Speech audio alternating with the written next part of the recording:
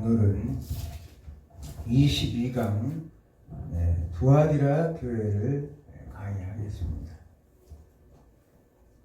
지난 달까지 우리는 에베소 서모나 버가모, 오늘은 두아디라 교회 7교회 중에서 이제 4대 빌라델비아, 라오디게아 이제 세 교회가 나왔습니다. 자, 두아디라 교회는 아시아의 소아시아의 한 도시죠. 그러면서 버가모와 사대를 잇는 중간 지점에 있는데 삼공업의 중심지라고 이렇게 기록하고 있습니다. 그래서 인구는 한 10만 명 정도밖에 안 되는데 그렇게 많은 사람이 사는 지역은 아니라는 사실입니다. 그리고 지금은 그 도시의 흔적을 찾아볼 수 없을 만큼 다 사라졌다고 이렇게 말하고 있습니다. 그런데 그 두아디라 교회에는 직조업과 염색 산업이 유명한 도시로 이렇게 나타나고 있습니다.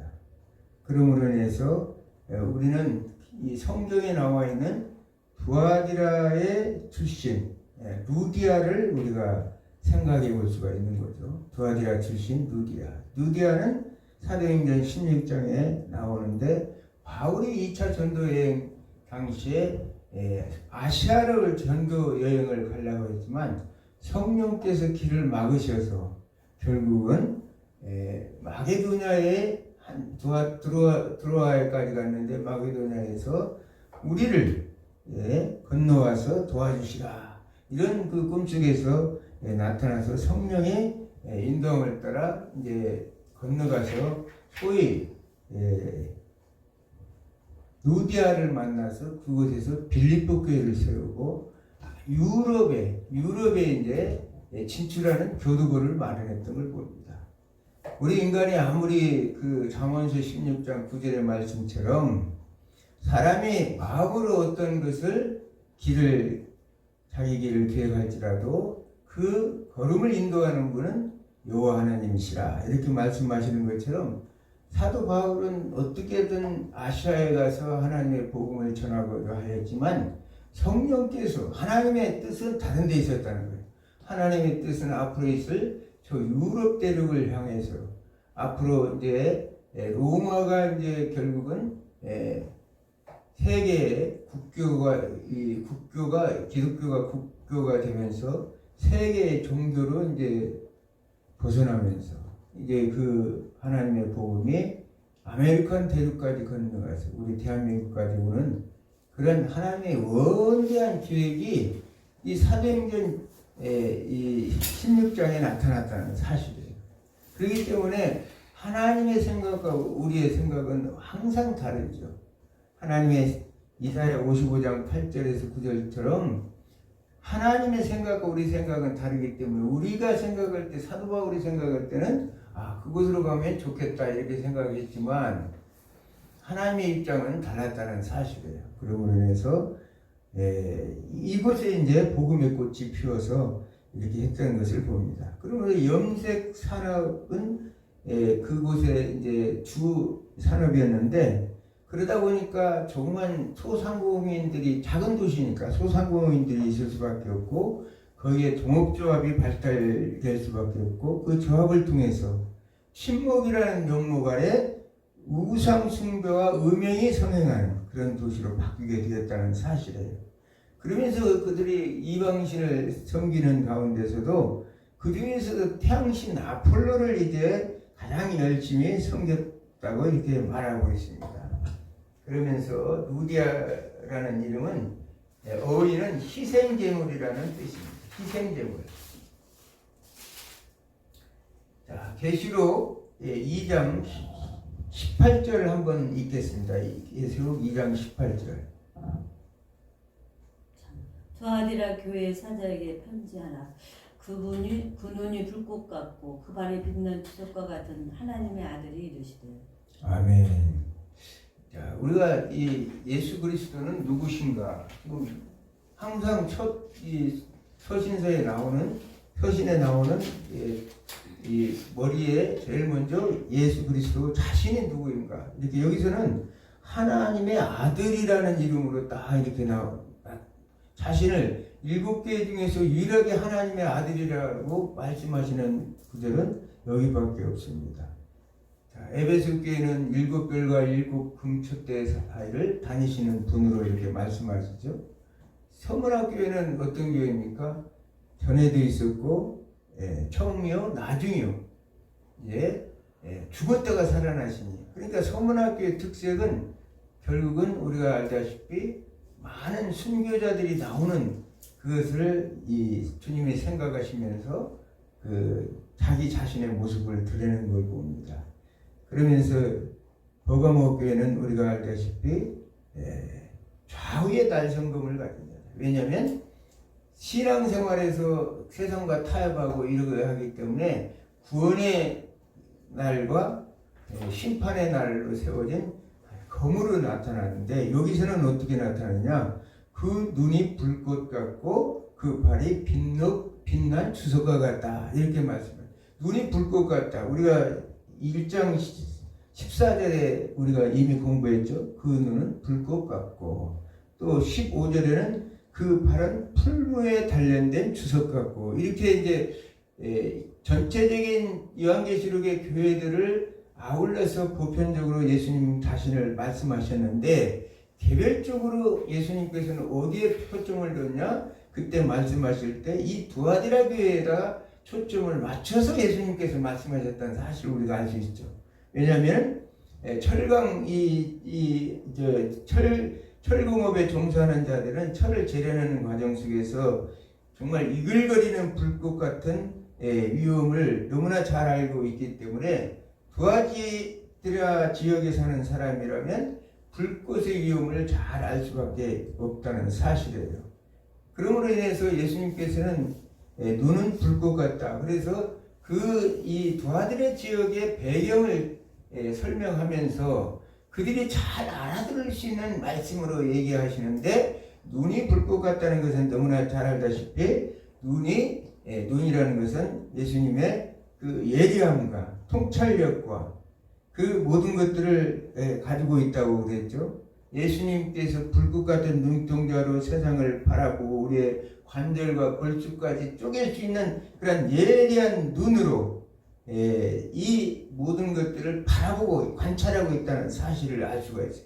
그래서 때로는 그 하나님의 백성들이 정말 그 어떤 공경에 처했을 때는 그 예리한 눈으로 바라보시면서 그 성도들을 보호하시는 눈이 되고, 어떤 때는 우리의 심령 골수를 참 쪼개기까지 해서 숨은 죄를 발견해서 감추인 것을 드러내는 그런 역할을 하는 것이 이제 불꽃 같은 눈으로 이렇게 표시하고 있습니다. 그러면서 풀무에 단련된 빛난 주석 같다. 1장 15절에는 풀무에 단련되어 있다. 여기서는 그냥 빛난 주석 같은 이렇게 기록하고 있죠. 풀무에 단련되어 있다는 것은 그것 지역에 철강 재련한 그런 일들을 염두에 두고 예수님께서 말씀하셨다는 사실이에요. 그러므로 인해서 두아디라 사람들에게 이 주석은 뭐냐? 이제 무기를 만드는 이제 재료이기 때문에 그 두아디라에게는 로마 군대 정부가 이제 들어서 있던 그런 사실을 생각하면서 오늘 두아디라 교회는 이렇게 하나님의 말씀 안에서 예수님께서 자신의 위엄을, 내가 어떤 존재냐? 너희들이 믿는 태양신이나 아폴로나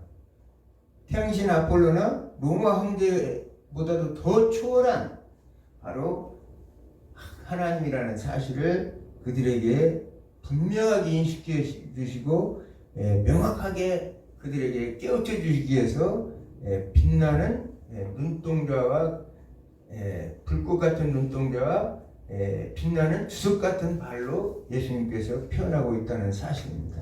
이 발은 이제 원수를 짓밟는 심판의 그 엄유함을 나타내는 말씀으로 우리 주님은 말씀하고 있습니다. 하나님의 아들, 아까 얘기했지만, 그러니까 빛난 주석 같고 이 빛난 눈동자와 주석과 같은 빛난 그런 상태는 뭘 말하냐? 하나님의 아들인 자신을 표현하고 있죠. 그러면서 이제 하나님은 신성, 하나님의 예수 그리스도 자신을 신성을 강조하시면서 시진적 권능을 가지고 모든 인간들을 꿰뚫어보는 온 우주의 역사를 주관하시는 심판주의 하나님의 모습을 이렇게 그리고 있다는 사실입니다. 두아디라에 주시는 아폴로는 제우스의 아들인데 그리스도는 바로 창조주 하나님의 아들이라는 사실을 하나님의 아들 이렇게 표현하시면서 하나님의 아들이라는 것을 표현해서 자신이 누군가를 알 수가 있습니다. 하나님께서 우리 주 예수 그리스도는 어떤 분이냐? 이 예수님께서는 모든 인류를 주관하시는. 그래서 지금 우리가 서문학교의 폴리갑을 생각하더라도 요한계시록이 95에서 96년경에 기록된 걸로 보면 이 서문화의 폴리갑은 한 156년 쯤에 이제 그 순교를 당했는데 불과 한 60년 후의 사건을 예수님께서는 서문학교에 일어날 앞으로의 사건들을 꿰뚫어 보시면서 정확하게 말씀하시는 걸 봅니다. 그러므로 인해서 예수님께서는 현재뿐만 아니라 예수님의 눈은 현재와 미래, 이제 물론 앞으로 있을 심판의 재림의 때까지를 다 예수님은 다 꿰뚫어 보고 계신다는 사실. 우리가 이걸 알아요. 예수 그리스도의 불꽃 같은 눈동자는 전지성을 가지고 있기 때문에 모든 걸 모르시는 분이 아니시고 역사를 주관하시면서 하기 때문에 예수님이 하신 말씀은 1.1획도 틀림없이 반드시 이루어진다고 성경은 말씀하신 것처럼 왜 그것이 뭐냐? 전지전능한 눈으로서 미래를 미리 다 아시고 말씀하신다. 아멘. 그러므로 인해서 우리는 이제 미래에 예수님께서 참 너희가 이기는 자에게는 참 생명나무의 열매를 먹게 해줄 것이다. 만나를 너희들에게 먹게 해주실 것이다.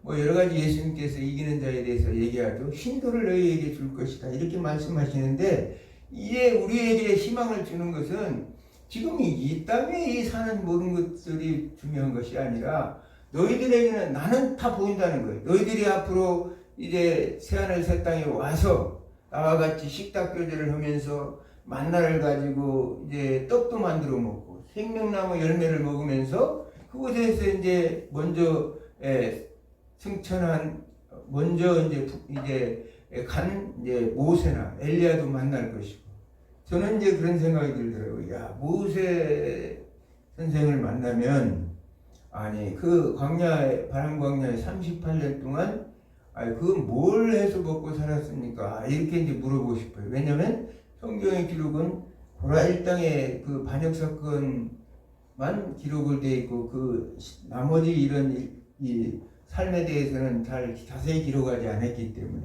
그렇게 성경은 모든 것들이 미래에 대해서 정확하게 또 과거에 대해서 정확하게 예측을 하고 있으면서도 그 중에서도 중요한 내용만 이렇게 기록을 하고 있기 때문에 오늘 이 주신 말씀은 아주 짧고 간단하고 요약되어 있는 말씀이지만 하나님의 말씀은 예수 그리스도의 그 불꽃 같은 눈으로 미래를 꿰뚫어 보면서 우리를 보호하시고 인도한다는 사실을 우리가 알 수 있습니다. 두 번째는 이제 교회에 대한 칭찬이 나오죠. 2장 19절 한번 읽어보겠습니다. 19절. 그럼 내가 내 사업과 사랑과 믿음과 섬김과 인내를 아노니 내 나중 행위가 처음 것보다 많도다. 아멘. 자, 내 나중 행위가 처음 것보다 많도다. 참 이 에베소 교회하고는 좀 반대 얘기죠. 너희는 이제 첫사랑을 잃어버렸다고 했는데 이 지금 두아디라 교회는 나중에 더 낫다고 이렇게 얘기하고 있습니다. 그러면 뭘 나왔다는 얘기냐? 내 사업이라는 것은 우리에게 주신 사업, 복음 사업을 얘기하는 것, 영원한 이 말하자면 복음 사업, 영혼을 위한 영원한 복음 사업을 우리에게 말씀하고 있습니다. 그런데 그 복음 사업이라는 것은 뭘 말하냐? 여기서 행동으로 나타나는데 사랑과 믿음과 섬김과 인내를 얘기하고 있습니다. 그러므로 인해서 이 믿음과 사랑은 뭐냐? 그 복음 사업의 동기요, 섬김과 인내는 복음 사업의 결과라는 사실을 우리에게 말씀하고 있습니다.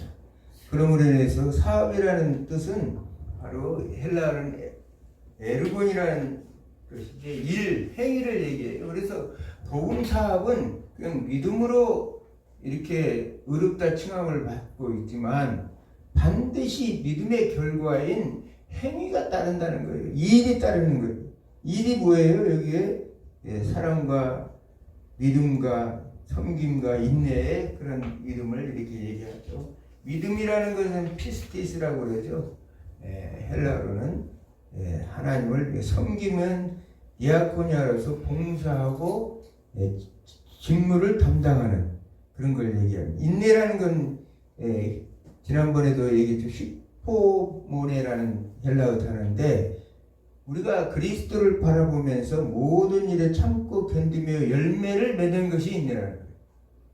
우리가 이 땅에 사는 동안에 예수 그리스도를 바라보면서 믿고 참고 견디면서 결국은 그 성령의 열매를 맺어가는 삶이 바로 인내의 삶이다 이렇게 말하고 있습니다. 그러므로 인해서 사랑과 믿음과 소망을 신실하게 지킬 것을 주님은 칭찬하고 있는 거예요. 이 두아디라 교회 성도들은 칭찬이 뭐냐? 처음에는 이렇게 미미했지만 점점 교회가 이렇게 성장해 나가면서 믿음과 사랑과 믿음과 섬김과 인내의 삶을 살았다고 주님이 칭찬하는 것입니다. 그러면서 나중에 행위가 처음 것보다 낫다. 시간이 갈수록 더 온전한 행위를 보여줬다는 거예요. 이 교회는 에베소 교회는 아주 대조적이었죠. 첫사랑을 잃어버린 그 교회. 갈라디아서 우리가 3장 3절에 보면 너희가 이같이 어리석으나 성령으로 시작하였다가 이제 육체로 마치겠느냐. 사도 바울이 호통을 한번 쳤죠. 왜냐하면 갈라디아 교회는 누구보다도 이 사도 바울이 믿음장으로서 구원을 믿음을 통해서 의롭다 칭함을 받고 갈라디아에서 이 로마서가 직접 구원에 대해서 확실한 것을 이렇게 가르쳤는데 이 유대인들이 쫓아와서 사도 바울은 그 사람은 사도도 아니다. 그러면서 이 복음을 해방하고 그랬던 걸 봅니다. 그래서 사람들도 거기에 쏠기대가 넘어가니까 사도 바울이 갈라디아 교회들에게 너희가 이같이 어리석어서 성령으로 시작하였다 육체로 마치겠느냐 이렇게 이제 혼을 내게 되는 거죠. 그런데 이 두아디라 교회는 육체로 시작했지만 그들이 성령의 열매를 맺어간다고 주님께서는 말씀하고 있는 것입니다. 그러면서 2장 20절에서 25절까지는 책망과 권면이 이제 길게 나와요. 책망과 권면이. 그래서 책망은 20절에서 21절 한번 읽겠습니다. 20절에서 21절. 그러나 내가 책망할 일이 있노라. 자칭 선지자라는 여자 이세벨을 내가 용납하노니 그가 내 종들을 가르쳐 껴 행음하게 하고 우상의 제물을 먹게 하는도다. 또 내가 그에게 회개할 기회를 주었으되 자기 음행을 회개하고자 아니하였는도다. 아멘. 자, 오늘 드디어 이렇게 나오죠. 책망. 두아디라 교회에는 뭘 했느냐? 자칭 선지자. 자칭 선지자라는 이세벨이라는 사람이 있어요. 그러니까 실질적으로 아마 이름이 이세벨이 아니라 하는 짓이 이세벨과 같은 그런 나쁜 짓을 한 여인이 있었다는 사실을 이렇게 말씀하고 있습니다. 자칭 선지자. 우리가 잘 알다시피 에베소 교회는 자칭 사도라고 그랬죠. 자칭 사도. 그러면 성원학 교회는 이 자칭 유대인이라는 표현을 썼어요. 자칭 유대인. 자칭 유대인이라는 표현을 썼어요. 그러면서 여기 두아데라 교회는 어떻게 하느냐? 자칭 선지자라는 표현을 쓰고 있는 거죠. 그러므로 인해서 자칭이라는 말은 주님이 인정하지 않는 선지자라는 얘기예요. 그러면 이 이세벨이라는 것은 우리가 너무나 잘 알듯이 왜 주님이 이런 말씀을 여기 좀 이세벨은 주전 한 870년대인데 오늘 요한계시록은 한 주 100년이라고 생각한다면 한 부인 이세벨 말하고. 큰 남의 거 빼는 거지. 거짓 선사 연기도 해라. 1000년이라는 세월 동안에 이 시간적 간격이 있는데 예수님이 무슨 말씀하시려고 오늘 이세벨을 등장을 시켰을까? 이렇게 이제 우리가 또 생각해야 된다. 지난번에 발람의 사건을 통해서 우리가 하나님의 나라, 하나님의 거룩한 성전을 길을 가로막았던 발람의 그 뜻을 하나님께서 아시고 그것을 이제 버가모 교회에 적용했던 것처럼 오늘 또 이 두아데라 교회는 이세벨이라는 인물을 하나님께서 갖다 차용해서 쓰고 있다는 사실이에요.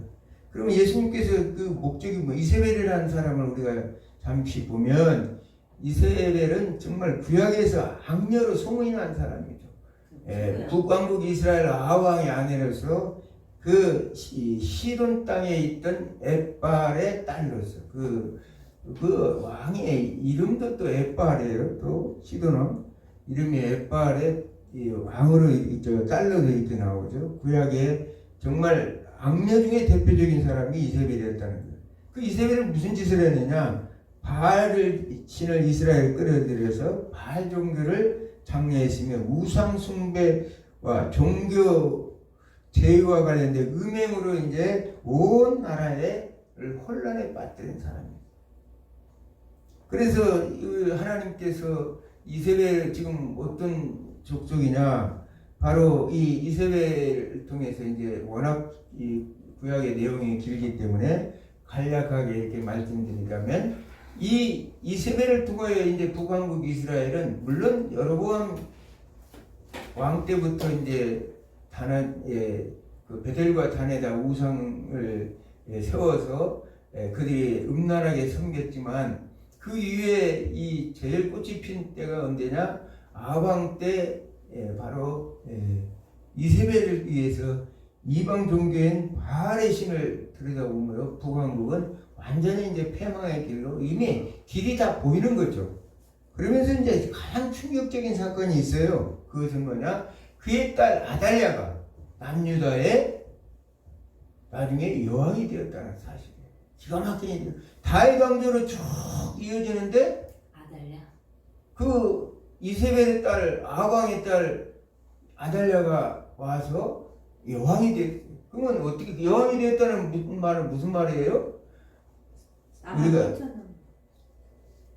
사무엘 7장 13절에서 16절에 다윗 언약이 깨져버렸다는 얘기가 똑같아요. 다윗 언약, 하나님께서 지금 다윗 언약을 통해서 앞으로 하나님의 계획은 오실 메시아에 초점을 두고 있는데 오실 메시아를 통하여 앞으로 이루어질 하나님 나라와 하나님 나라의 완성을 바라봐야 될 이런 시점이 있는데 누가 그것을 방해를 했느냐? 바로 이세벨이 했다는 거예요. 이세벨의 딸 아달랴. 그래서 이세벨의 딸 아달랴가 이제 모였는데 여호사밧 왕이 이 북왕국 이스라엘 왕과 서로 동맹을 맺어가지고 결국은 자기 며느리를 바알 숭배하는 딸을 며느리로 삼아가지고 결국은 이제 그 집안이 망해가는데 자 아하시아가 이제 아들인데 이 여호람 그 아들 아하시아가 이제 전쟁에 나가서 이제 죽다 보니까 결국은 이 아달랴가 생각하기를 야, 이 통에 완전히 남유다를 다 쓸어버리자. 그래서 이 아하시아의 그 모든 식솔들을 왕자들을 다 죽이는 거예요. 이 다 죽여버려가지고 결국은 요세바라는 그 아하시아의 누이가 그 요아스라는 그 나중에 요아스가 왕이 되는데 왕을 이제 이 집에 침상에다 숨겼다가 6개월 동안 성전에 숨겨서 결국은 이 나중에 남유다의 왕의 다윗 왕가의 왕가를 이어가는. 그러니까 다 죽였는데 그 제사장 여호야다의 누이들 며느리였던 제사장 여호야다의 며느리였던 아내였던 여호사바가 그걸 데려다가 말하자면 숨겼다는 거예요. 그래서 하나님께서 기가 막히게 다윗 왕가를 이어나간 사건이 바로 이 아달랴가 거기에서 다윗 왕가의 뿌리를 완전하게 다 진멸하고 자기는 마치 사탄이 이건 사탄의 전략이기 때문에 사탄의 모든 예수님을 십자가에 죽이신 이후에 이제 다 끝났다고 생각했는데 부활시킨 것처럼 하나님께서 아달랴의 손에 모든 씨가 다 말랐는데 그 형제들은 또 북왕국 이스라엘 갔다가 또 적들에 의해서 다 죽게 되고 그냥 남은 사람이 아무도 다윗 왕가를 이을 사람이 없는데 하나님은 그 순간에도 하나님께서 요시야를 숨겨서 그래서 결국은 이제 요아스 왕을 숨겨서 결국은 남유다를 이어나갈 수 있게 한 그 사람이 누구냐? 바로 이세벨이고 아달랴, 그 딸 아달랴였다는 사실이에요. 그 나중에 이제 이제 여호야다 제사장이 있는 동안에는 우리 요아스가 잘 이렇게 정치를 했지만 그 후에 또 이제 또 이스라엘은 또 범죄의 길목으로 들어가는 걸 봅니다. 하나님께서 지금 여기다가 예수님께서 이걸 대본 것은 지금 여기에도 이세벨과 같은 자가 나왔다는 사실이에요.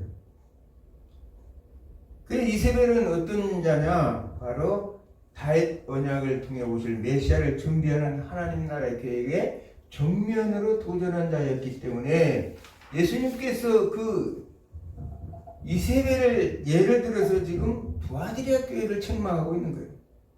그냥 단순한 성전 이제 음란한 행위를 통해서 재물을 먹고 또 거기에다가 음란한 행동을 하고 그거를 가지고 지난번에도 말씀드렸지만 하려고 하는 것이 아니라 지금 이 행위는 앞으로 있을 하나님 나라를 건설해 나갈 우리가 사도행전 28장을 사도행전 28장까지 끝나지만 29장부터는 또다시 성령 행전이라고 그래가지고 우리가 오늘 역사 속에서 계속 이어져 나오는 걸 봅니다. 그러면 지금 이 예수님께서 두아디라 교회에 얘기하는 것은 이들이 지금 이 이세벨과 같은 그 거짓 선지자를 통해서 지금 하나님 나라를 완전하게 대적하고 꺾어버렸기 때문에 지금 예수님께서 이 말씀을 하신다는 사실을 우리가 알 수 있습니다. 지난번에도 얘기했지만 죄라는 것은 시간적, 공간적 보편성의 원리가 적용되는 거죠. 이 죄라는 것은 만약 그 뒤에는 누가 있느냐? 사탄이 있기 때문에 반드시 사탄은 어떻게 어떤 순간에도 어떤 시간 쪽에서도 어떤 공간 쪽에서도 하나님의 백성들을 유혹하고 넘어뜨리고 하나님 나라를 파괴하려고 한다는 거예요. 아까도 얘기했지만 예수 그리스도의 전지성, 전능성 때문에 예수님은 다 알고 계셔요. 왜? 결국은 우리가 승리한다는 거. 아멘. 이미 알고 계셨고, 그리고 사탄이 요한계시록 20장 10절 이하에 나와 있는 거짓 선지자들, 또 짐승들, 또 생명책에 기록되지 않은 자들, 또 사탄, 마귀, 결국은 전부 불못에 들어간다는 것을 예수님은 이미 알고 계시고 예수님은 그 모든 걸 꿰뚫고 계셔요. 그러면 지난번에 내가 우리 친구 목사님한테 왜 그러면 우리는 이렇게 고난을 받느냐? 하나님의 백성들이 사탄이 지금 활동하고 있는 것은 하나님의 나라에 들어갈 사람들을 지금 하나님께서 테스트해서 그 시련과 연단을 통해서 들어갈 일꾼들을 지금 골라내는 작업을 하고 계신다는 거예요. 하나님은 다 알고 계시면 골라내야. 아니 그냥 태어난 모든 자들이 다 천국에 가버리면 아무 의미가 없죠. 사탄과 이미 하나님은 승리했고 우리는 천국에 이미 들어갈 수밖에 없는 존재들이지만, 그러나 그 중에서 고르고 골라서 보석 같은 믿음을 가지고 단련된 자들이 결국은 천국에 이를 수 있도록 하나님께서 그 고르는 작업을 하기 때문에 오늘날 이런 시련도 있고 사탄은 그 도구로 사용되고 있다는 거예요. 하나님의 백성들을 훈련시키는 도구로 사탄이 지금 사용되고 있다는 사실. 진즉에 불못에 다 집어넣어버리면 간단한 일인데, 왜냐하면 우리가 베드로후서 3장 이 말씀처럼 예수님께서 재림주가 더디어 오시는 것은 뭐냐? 한 사람이라도 더 구원을 시켜서 저 새하늘의 땅에 들어가게 하려고. 그러니까 그동안 수없는 많은 하나님의 백성들이 있었다고, 말로는 자칭 하나님의 백성들이 있었다고 하지만 실질적으로 들어갈 사람이 그렇게 많지 않다는 얘기예요. 그러다 보니까 하나님이 더 기다리는 거예요. 하나님 나라에 가서 살아갈, 예수님과 그곳에서 식탁교제를 하면서 살아갈 백성들을 하나님께서 더 기다린다는 사실을 우리가 알 수가 있습니다. 그러므로 인해서 행음은 당시 이방 종교의 흔한 행사예요. 그래서 어떻게 이걸 하느냐? 도아드라 교회 그 성도들이 이제 여기서는 염색업의 동업조합이라고 그랬죠. 염색 길드라고 해서 상인조합에 있었는데, 이 길드에는 언제나 이제 회식이 있는데, 이 회식은 이방 종교의 의식의 일부였다고 이렇게 말하고 있습니다. 그래서 우상 숭배에서 바쳤던 재물을 이렇게 식탁에 올리고 그걸 먹고, 그 식사 후에는 반드시 음행이 행위가 동반되었다. 음행의 행위가 동반되었다고 합니다.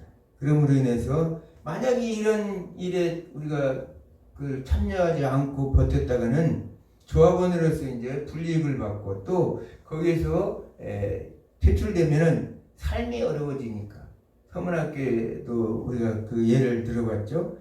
그런 일이 생긴다는 거예요. 그래서 이 사람들이 그것을 꼬인 사람이 누구냐? 이세벨이었다는 거예요.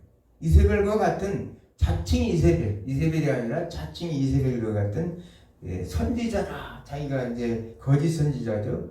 그러면서 미워가는 자들을 우상의 숭배의 제물에 참여하게끔 이렇게 만들었다는 거예요. 그러므로 인해서 그가 하는 얘기는 죄를 경험하지 않고 깨끗한 영혼을 지닌 사람보다는 온갖 죄를 다 짓고도 그 영혼이 깨끗한 사람이 더 온전한 사람이라고 이렇게 꼬였다고.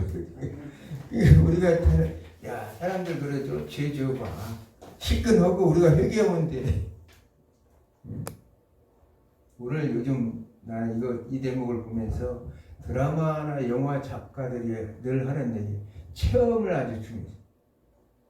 그래서 이제 실질적으로 그런 것들도 자기가 경험하고 한다고 그러잖아요. 그래야 이 글을 쓸 수 있다고 생각해서. 그게, 그러니 세상은 어떻게 해요? 이 드라마나 영화나 이것이 이 국민들에게 미치는 영향은 막강하거든요. 이 문화라는 것은 정말 지금의 이 모든 언론이나 방송을 통해서 나오는, 미디어를 통해서 나오는 모든 문화, 이게 이제 그 사람들의 이 필체에서 다 나오는 건데, 그 사람들이 그걸 쓰기 위해서는 스스로가 체험도 해보고 한다고 하는 거예요. 그러니 정말 지금 이세벨이 그런 얘기를 하고 있는 거예요. 실질적으로 야, 다 해볼 것 다 해봐. 그래야 온전한 회개를 해서 더 단단해지고 죄를 짓고 나온 뒤에는 오히려 더 단단해진다. 믿음이. 이런 식으로 꼬셔본다는 거예요. 참 그는 또 하나의 발람이었고 니골라였다는 사실을 우리에게 말씀하고 있습니다. 버가모 교회는 소수가 그 교훈을 따르았으나 참 이 버가모 교회는 성도들이 다 대부분이 믿음을 잘 지켜오면서 소수가 세상과 타협하고 그런 것에 일부가 이제 그 교훈을 따랐지만 두아드라 교회는 전체 교회가 거의 다 그것을 용인했다는 사실을 오늘 성경은 말씀하고 있습니다. 오늘도 우리는 많은 목회자들이 사실 왜냐하면 이 거짓 선지자 이세벨이나 오늘 이단적인 목적을 가지고 교회에 들어온 목사님들이나 그 정말 조심해야 되고 그렇죠. 지금은 뭐 신비주의자들 또 자유주의 신학자들은 말로는 그렇듯하다 해서 우리는 절대 그런 스타일이 아니다. 예를 들어서 WCC 같은 경우에 에큐메니컬 운동 이런 그 교회 일치 운동이 이거 정말 예수님이 바라는 통일된 인류의 보편적 교회를 만드는 길이다 이렇게 생각을 하죠. 그러나 실상은 그 교회 안에 들어와 있는 그 사람들이 종교 다원주의적인 성격을 가지고 있기 때문에 결국은 하나님의 이 교회에 완전히 하나님의 말씀에 배치되는 행동을 하고 있다는 거예요. 그래서 한국교회도 뭐 많은 교단들이 거기에 WC에 가입했고 자유주의 신학 노선을 걷고 있는 교회들이 너무나 많죠. 근데 성도들은 잘 구별이 안 돼요. 왜? 달콤한 말로 그럴듯한 말로 포장을 하고 있기 때문에 종교 자원주의라고 자기들이 다 이제 포용을 한다고 생각하면 예를 들어서 지금 우리가 지금 공부하고 있지만 바알 종교도 하나의 포섭 대상이 된다는 사실을 우리가 알 수가 있어요. 바알 종교도 그렇기 때문에 안 된다는 거예요. 그것 때문에 순수한 복음만을 위해서 희생하고 죽기까지 싸우는 자들이 진정한 그리스도인이지 그것이 진정한 교회지 사랑이라는 이름으로 모든 공산주의 이 로만 가톨릭부터 모든 걸 다 포용하는 불교, 이슬람 전부 포용하는 것은 아니다. 물론 WS 주장하는 건 교회만 이렇게 우리 기독교에만 이렇게 일치운동 한다고 하지만 실질 내용에 들어가 보면 가톨릭이나 모든 사람들이 다 어울려서 지금 하고 있다는 사실은 그게 이제 우리는 조심해야 될 문제 이 시대에 그래서 정신을 바짝 차려야 된다는 거예요. 그러면서 계시록 21장 보니까 또 내가 그에게 회개할 기회를 주었을 때 자기 음행을 회개하지 아니하였도다. 회개할 기회를 줬다는 거예요. 회개할 기회는 하나님 주신 최고의 선물이죠. 아멘. 회개는 죄의 크고 작은 것에 구애되지 않는다. 하나님이 선하심이 여기는 거죠. 회개라는 것은 아무리 많은 죄를 지었어요. 예수님께서 아까 지금 이세벨이나 또 이 지난번에 발람 사건처럼 성령을 해방하는 사건이 아닌 이상 어떠한 죄도 하나님께서는 크고 작고 깊고 얕고를 따지지 않고 다 용서하신다. 그것이 하나님의 바로 이제 선하심이라는 사실을 우리에게 알 수가 있습니다. 베드로후서 3장 9절의 말씀처럼 주의 약속은 어떤 이는 더디다가 생각하는 같이 더딘 것이 아니라 오직 너희를 대하여 오래 참으사 아무도 멸망치 않고 다 회개하기 이르기를 원하노라. 아까도 얘기했죠. 예수님은 다 아셔. 이미 결판 날 걸 다 알아. 그리고 사탄의 졸개들이나 모든 사람은 불못에 들어갈 걸 다 알아. 그럼 왜 지금까지 안 오시냐? 아무도 멸망치 않고 다 회개해서 새하늘 산 땅에 들어가기를 원해서 기다리시는 하나님의 인내로 지금 세상은 여전하게 이렇게 있고 또 그 중에서도 옥석을 가려야 되기 때문에 어떤 자가 잘 참고 견디고 인내하고 섬김과 인내로 잘 나가고 있는가? 그걸 이제 주님은 바라보고 있다는 사실이에요. 교회는 역시 곡식과 갈라지고 있죠. 우리 교회 안에서도 회개를 하지 않는 죄인들도 있다는 거예요. 우리는 그런 자들을 위해서 이제 하나님의 말씀을 통해서 힘써서 권면하고, 이제 그 스스로가 죄의 올무에 빠지지 않도록 우리가 해야 할 사명이 교회 안에서도 있는 사명이에요. 교회에서 뭐 죄종들이 잘못된 길로 가면 성도들이 기도하고 그가 회개해서 돌이킬 수 있도록, 또 성도들이 잘못된 거 있으면 죄종들과 온 교회들이 서로 회개할 수 있도록 기도하고 권면하고, 그게 이제 교회 사명이라는 사실을 오늘 성경은 말씀하고 있습니다. 자, 계시록 2장 22절에 보니까 볼지어다.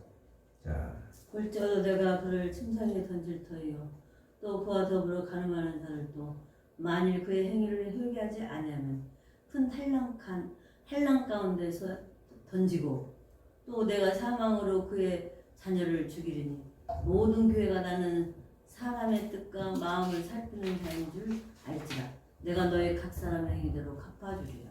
아멘. 이제 이 책망 다음에는 권면이 나오는데, 권면이 이제 항상 회개라고 그랬죠. 회개로 나온다고 그랬죠. 그만큼 회개라는 것은 하나님이 주신 성도들 모든 죄인들에 대해서 하나님이 특권을 주신 거예요. 어떠한 죄도 다 회개하면 용서해 주신다는 그 주님의 깊은 뜻이 있다는 사실을 우리가 알 수 있습니다. 그러면서 드아드라 교회에 이제 주님이 증거를 이제 선언하시는데, 회개하면 각 사람의 한 모든 것들을 용서해 주지만 그렇지 않으면 각 사람의 행위대로 갚아주는데, 첫 번째 징계는 뭐냐? 오늘 보니까 내가 그를 침상에 던질 것이고, 침상에 던진다는 것은 방바닥에 두루 눕게 하겠다는 거예요. 그거는 병들게 하겠다는 거예요. 병으로 말하자면 고통을 줘버리겠다는 거예요. 우리가 많이 그 경험한 사람들 많을 거예요. 오늘 본문을 내가 하나님 앞에 버티고 고집부리고 여러 가지 회개를 해야 되는데 안 할 때 하나님은 몸을 쳐버린다는 사실도 알 수 있죠. 두 번째 징계는 뭐냐? 그러더구로 가늠한 자들이 만일 그 행위를 해결치 않으면 큰 환난 가운데 빠질 것이다. 큰 환난이라는 건 여러 가지 뭐 영적으로 육적으로 그 엄청난 회오리 바람 속에서 그 모든 것들을 다 자신의 지위나 명예나 돈과 모든 것들이 다 잃어버리는 그런 것들을 얘기하는 거죠. 하나님께서 다 회수해버리겠다는. 왜 하나님 하는 이유는 회개시키기 위해서.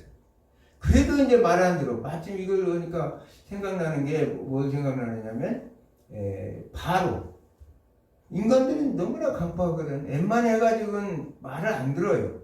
그러니까 여기 예수님이 말하면 그러더구로 가늠한 세 번째는 내가 사망으로 그 자녀를 죽이리니.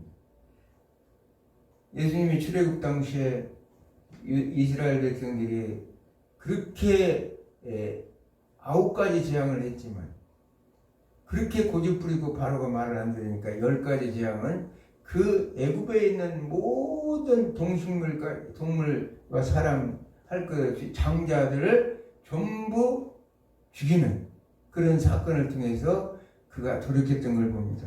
그래서 회개하지 않은 사람들은 자녀들을 죽이겠다는 거예요. 야, 무시무시한 정말 말씀이죠. 이거는 이 정도 되면 어떤 자도 회개하지 않을 수가 없어요.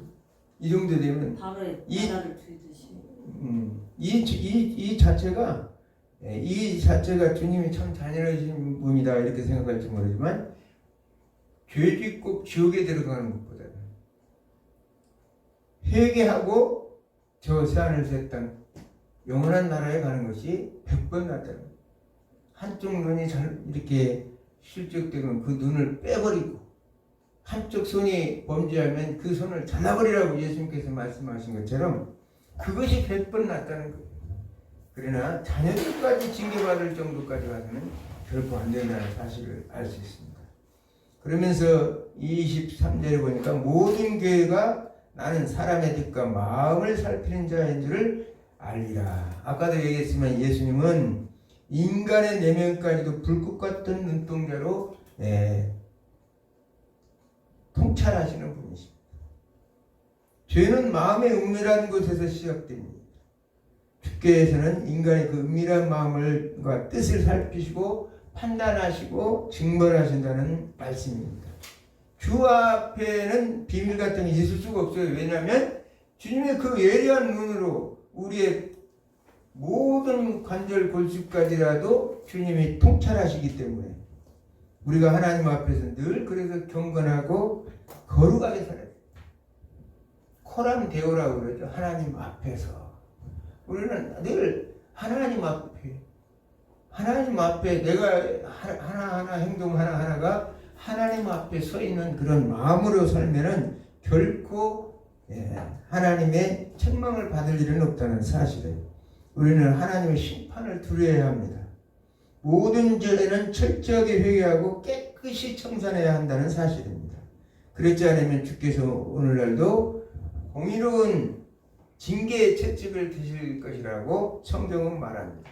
성경에 아까도 얘기했지만 다윗 언약을 세웠지만 솔로몬이라는 한 인물 때문에 솔로몬이 그렇게 많은 지혜와 부귀 영화를 다 주었지만 그가 범죄함으로 인해서 이스라엘을 남유다를 멸망의 길로 사실은 인도한 장본인이에요.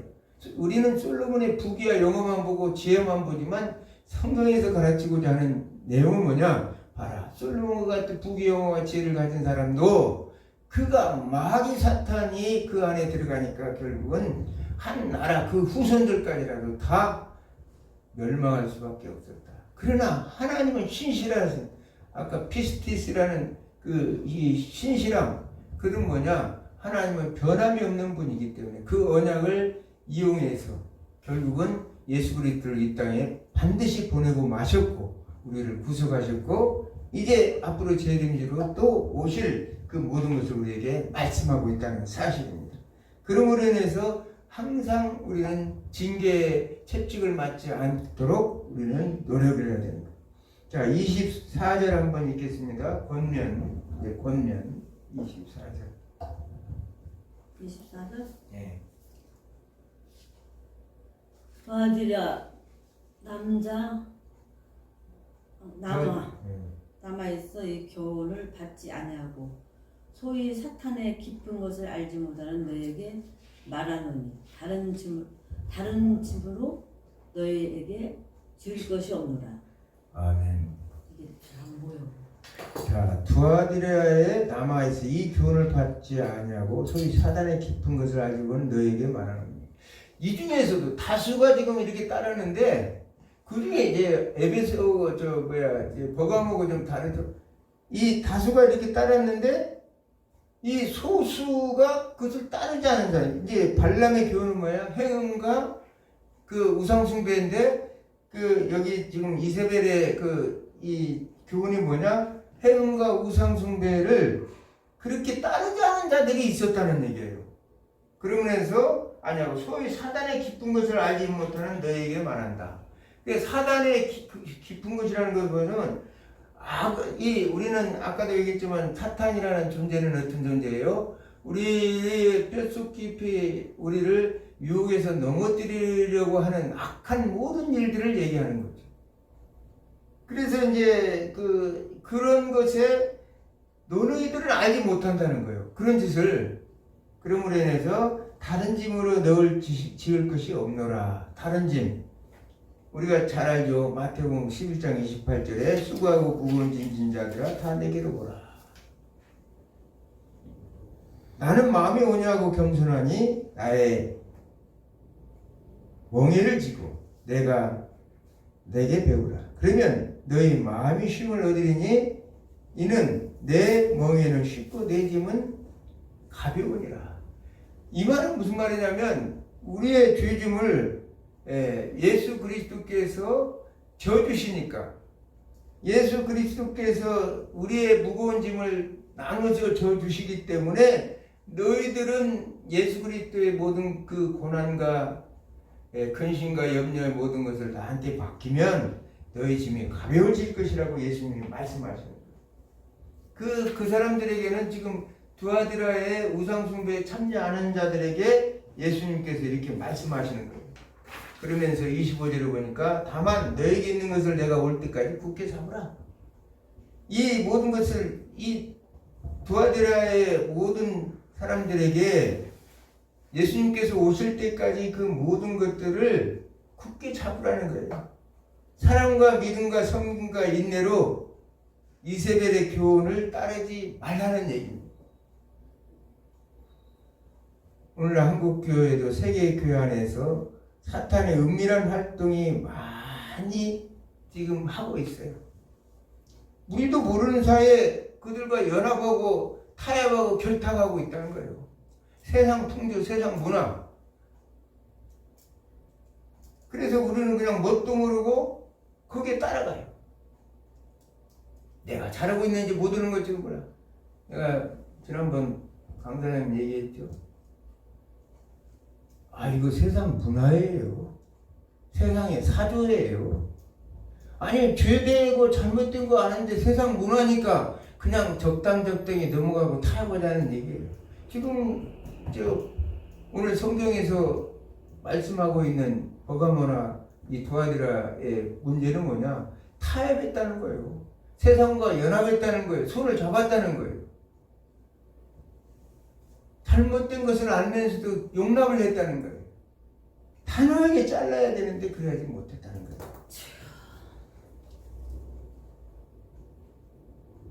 오늘 이 현 세대는 배교와 타협과 혼란의 시대입니다. 그러나 이때에도 주께서 남겨주신 신실한 자들은 반드시 있게 돼 있어요. 구약의 이사야서 그 주제가 남은 자 사상이잖아요. 오늘날도 남은 자가 있어요. 세상이 아무리 타락하고 보더라도 그리스도 안에서 신앙의 정절을 지키고 예수님의 말씀을 쫓아 살아가기를 원하는 자들이 반드시 있게 돼 있어요.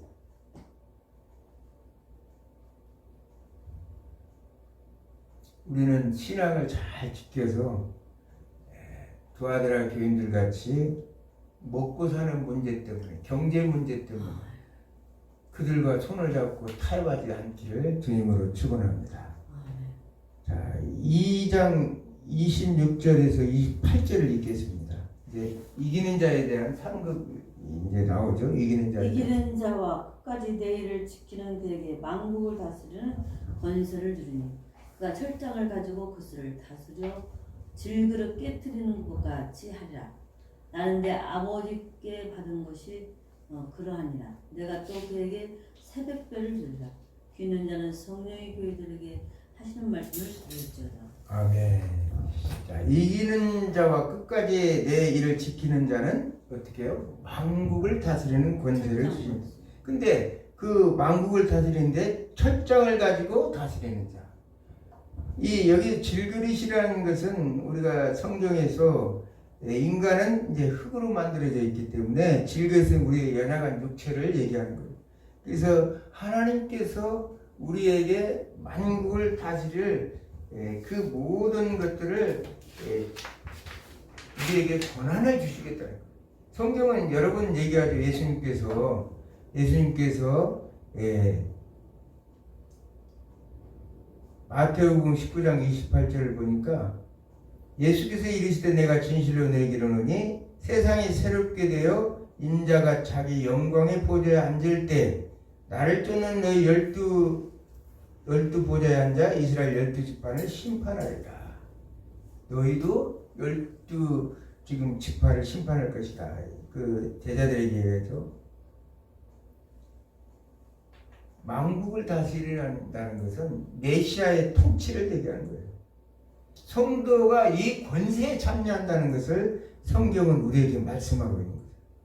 만국을 다스리는 것은 심판의 권세죠. 심판.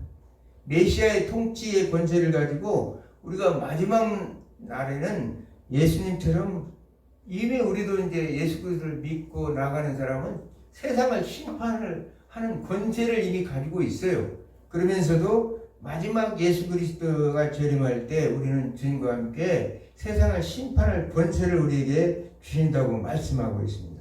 계시록 20장 6절에 보면 둘째 사망이 그들을 다스릴 권세가 없고 그들이 하나님 나라 그리스도의 제사장이 되어 1000년 동안 그리스도와 더불어 왕노릇 하리라. 이렇게 얘기하죠. 여기서 1000년은 딱 1000년을 얘기하는 것이 아니라 1000이라는 숫자는 충만수라고 얘기했죠. 영원토록 그리스도와 함께 왕노릇 하면서 우리 주님의 심판의 권세도 우리에게 주신다고 이렇게 말씀하시고 있는 거예요. 계시록 12장 5절에는 예수님 자신이 철장으로 만국을 다스릴 남자로 이렇게 표현하고 있습니다. 이 권세를 주께서는 성도들에게도 주신다는 뜻입니다. 여기서 이제 새벽별을 주리라는 얘기는 앞에 상급의 다른 표현이죠.